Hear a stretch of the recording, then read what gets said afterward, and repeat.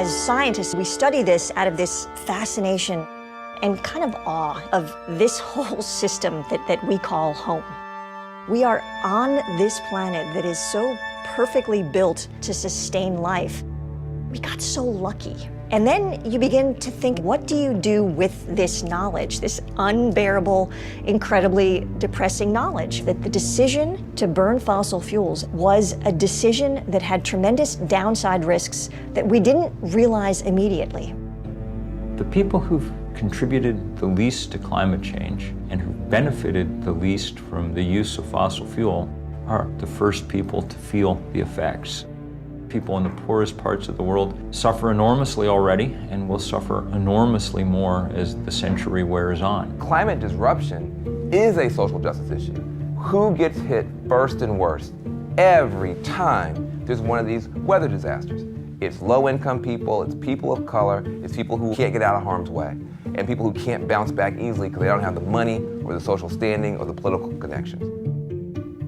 Our communities are disproportionately impacted. We're all seeing that it's the indigenous people, the people of color, the low-income people who have historically suffered the burden of so many other politically driven crises. There are so many countries that have been systematically plundered over hundreds of years, and this is often described as an ecological debt, climate debt. The whole idea that there are disposable places was always a racist idea, the idea of sacrifice zones, just treating people in places like garbage.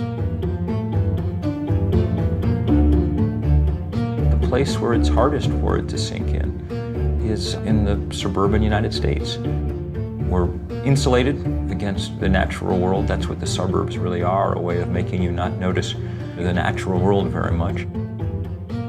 And we're insulated in those places by wealth.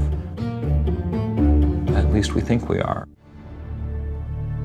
Mr. President, Your Excellency, what my country is going through as a result of this extreme climate event is madness.